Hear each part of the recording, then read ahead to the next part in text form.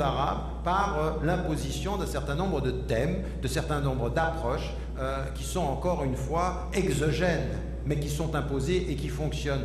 Ils sont exogènes, mais ils prennent. Ils prennent parce qu'il y a un vrai problème aujourd'hui. C'est comme la question de... Vous savez, qui aurait pu imaginer que ceux qui, à un moment donné... Vraiment, il faut aller loin dans l'analyse.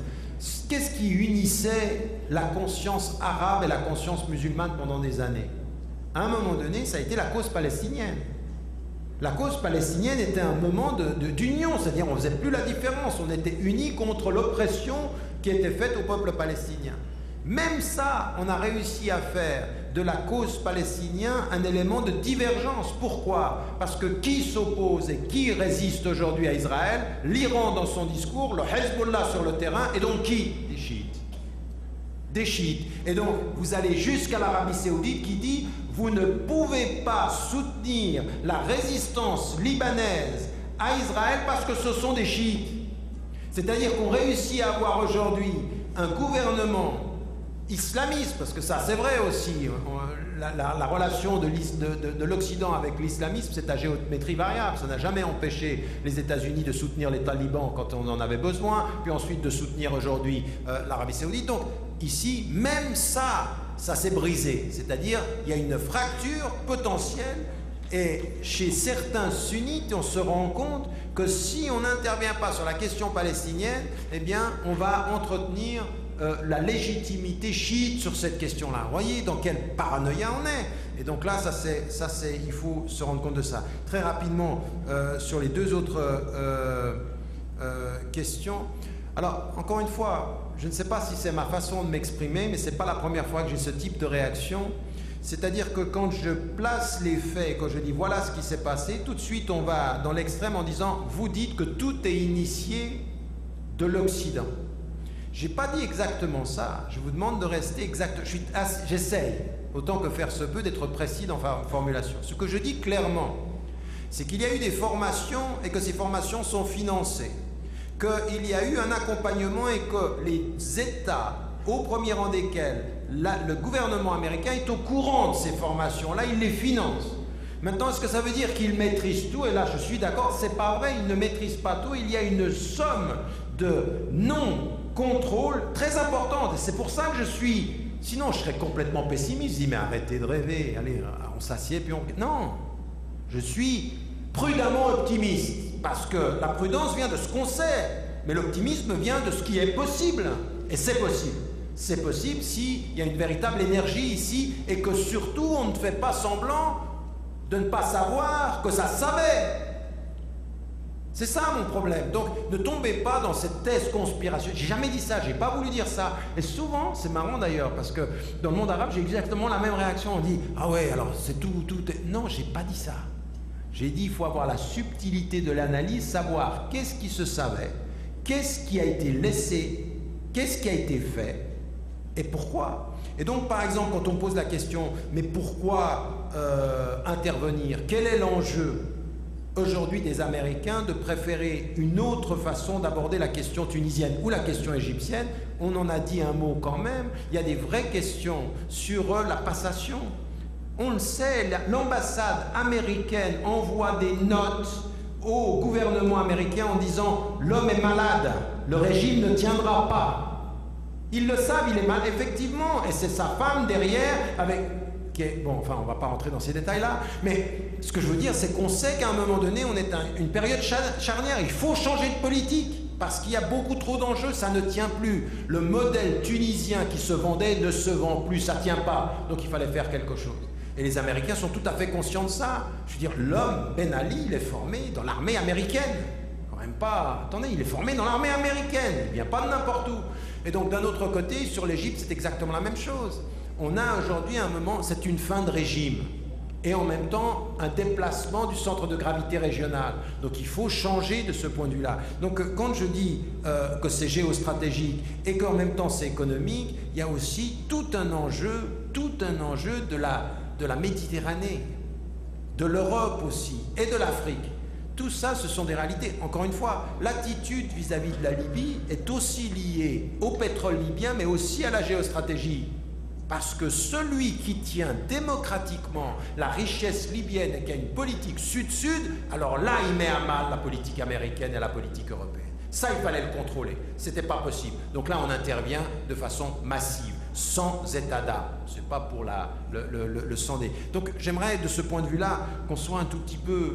Ne réduisez pas ma parole à la conspiration totale et ne réduisez pas ma parole au fait du pessimisme total. Je ne suis pas du tout dans cette logique-là. J'essaye simplement d'être lucide en disant que pour les sociétés majoritairement musulmanes et sur la question même de l'islam, moi je suis pour qu'on trouve une troisième voie, c'est-à-dire que véritablement on renaisse dans une revivification de ce rapport à cette référence-là pour qu'on propose autre chose, parce qu'il y a le potentiel. Et je vais vous dire une chose que je crois très sincèrement, si et les Américains, et les Chinois, et l'Europe aujourd'hui sont très très attentifs à ça, c'est une évidence, c'est parce qu'il y a la richesse qui a été dit par Omar. Mais en même temps, c'est qu'il faut contrôler parce qu'on sent qu'il y a un potentiel de mobilisation et de résistance qui peut venir de là sur le plan des pays du Sud. Et c'est vrai, je pense que si ces pays-là réussissent à se réconcilier avec une autre façon de considérer leurs relations Sud-Sud, quelque chose peut être nouveau. Évidemment, l'espérance, c'est que l'Arabie Saoudite tombe, c'est pas pour demain, mais et peut-être même aussi Israël. Moi, j'ai écrit un texte sur mon site en disant l'espérance d'un printemps israélien. Voilà. Oui, on va prendre une autre question et j'aimerais peut-être que la personne qui vienne en prendre la question de Madame ici et ensuite on va terminer avec l'annonce sur la Palestine. Bonjour, Leila Meknassi, HEC Montréal. Je prépare un DSS en e-business. J'ai une question pour M. Omar Aktouf. Je suis d'accord avec M. Tariq Ramadan quand il dit qu'il ne faut pas être un produit média. Je suis loin de l'être, mais contrairement à vous, j'ai vraiment peur du soulèvement ou bien de l'apparition du mouvement intégriste et extrémiste. Je suis algérienne. Je suis l'enfant d'une décennie noire qui a touché moi ou bien tout mon entourage. J'aimerais bien savoir, vous avez dit tout à l'heure une phrase qui résonne maintenant dans mes oreilles, que si la Tunisie a choisi de voter pour un Nahda démocratiquement, qu'il vote pour un Nahda. Donc, parce que ça ne ressemble pas, c'est clair qu'on n'a pas les mêmes cultures, les mêmes traditions que l'Occident. Mais ma question est, si le fils en Algérie a été élu démocratiquement, je veux savoir si en suivant votre raisonnement, l'Algérie aurait pu respecter le choix du peuple, sachant que les extrémistes sont loin d'être la démocratie qu'on recherche, ça ressemble ni à notre culture, ni à nos traditions, ou bien le coup d'État que l'armée algérienne a fait, c'est une bonne décision malgré qu'on a payé le prix cher. Ma question découle, c'est comment peut-on aider la Tunisie et l'Égypte à remédier à ça ou bien à ne pas tomber dans le même piège que l'Algérie et aussi où s'arrête la liberté de chacun, puisque moi la démocratie totale j'y crois pas pour le moment. Voilà. Merci. Ouais. Est-ce que chez Lina, est-ce qu'on va faire une annonce avant qu'on termine la soirée ou après? OK. Bon, donc si je comprends bien, j'ai le mot de la fin ou quoi? Oui.